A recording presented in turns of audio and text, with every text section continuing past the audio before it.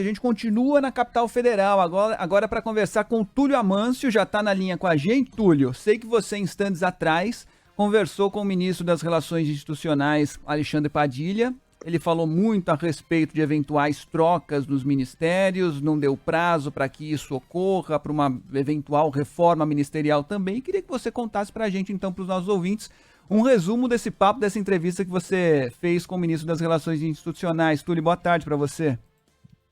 Fábio, Renan, prazeraço estar com vocês aqui, viu? Dupla que eu respeito muito. Boa tarde já a todo mundo que está ligado na Band News FM. Você sabe que aqui em Brasília a gente costuma dizer que o Padilha, ele fica padilhando nas respostas. O que a gente... que ele é escorregadio, o cara é safo, ele consegue... sabe, o sujeito ensaboado consegue escapar das respostas, das perguntas mais polêmicas, digamos assim, mas na medida do possível a gente tenta tirar dele alguma coisa importante. Então vamos para alguns pontos. Eu conversei com ele sobre o regime fiscal, né, que foi aprovado no Senado Federal. Já é uma vitória para o governo, que foi aprovado na Câmara no fim do mês passado, aprovado ontem no Senado, então já é vitória para o governo. Aprovada a nova regra fiscal. O que a Câmara tem que analisar são somente as mudanças. Padilha falou sobre isso, disse que o Fundeb deve ser mantido pela Câmara, disse também que o Fundo do Distrito Federal e Ciência e Tecnologia fora do teto do novo arcabouço, isso deve ser mantido. E ele vai articular para que isso aconteça na votação que deve rolar na primeira semana de julho. Ele falou também sobre a taxa de juros que o Banco Central manteve em 13,75%. Ele fez uma crítica aberta ao Campos Neto, presidente do Banco Central, disse que o Campos Neto faz uma manobra, e mesmo tentando fazer uma manobra para não justificar uma queda de juros, o Banco Central não consegue disfarçar que as condições são favoráveis a isso. Eu digo isso porque muitos especialistas apostavam que a taxa de juros ela não seria reduzida ontem, mas haveria um indicativo que em agosto seria. O Banco Central nem isso fez.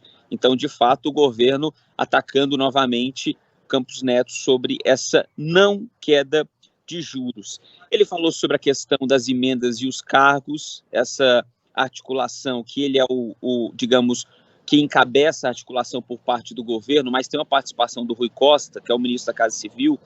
Ele disse que eles não estão passando por nenhum problema, nem passaram, e que Rui Costa, de fato, agora está liberando os cargos que tinham algum problema aí com a base, alguns cargos não estavam com todas as informações necessárias, e esses cargos agora estão sendo liberados na medida com que as negociações também vão andando na Câmara, porque a gente sabe que não basta negociar, tem que entregar o que a base quer. Isso eu estou falando dentro da negociação republicana, né? Cargos e emendas para os aliados. Uma coisa importante que ele falou também sobre o Celso Sabino, que deve ocupar o Ministério do Turismo no lugar da Daniela Carneiro. Está esse imbróglio, né? O União Brasil e o próprio governo já havia cravado que essa mudança ia acontecer. A tendência nos bastidores é que ela ocorra, mas estão esperando o Lula voltar para que esse martelo seja batido. Mas hoje ele disse o seguinte, Padilha, de que não é garantido que seja o Celso Sabino. É uma coisa nova que ele trouxe sobre isso. Vamos acompanhar esse trecho da entrevista. Não tem data para isso, né? Nem nome definido. O que tem é algo natural por parte do União Brasil, já manifestou claramente o desejo de poder reformular os seus ministros indicados. Isso é natural, isso faz parte da democracia. O presidente está fora do país, volta, no retorno dele certamente nós vamos estabelecer um calendário para discutir não só esse ponto, mas outros pontos. É possível, você pode, um governo de forma permanentemente tem que estar aberto à avaliação dos ministros e ministras.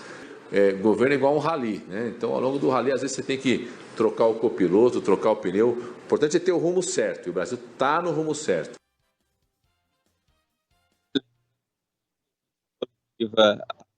Semana mais ou menos, ele disse que era igual a um rally e que podia até trocar o piloto. Dessa vez ele fez questão de mudar a referência, porque trocar o piloto não é bom, o carro bate, né? Não tem jeito.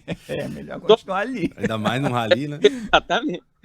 Só para finalizar, já que o assunto do dia, claro, é o julgamento do Bolsonaro, eu falei com ele sobre algumas apurações que eu fiz nos bastidores, porque por mais que o Bolsonaro seja um nome forte, né, na política nacional, tem gente dentro do Partido Liberal, de certa forma, não vendo como um problema a saída do Bolsonaro do jogo eleitoral, da disputa eleitoral.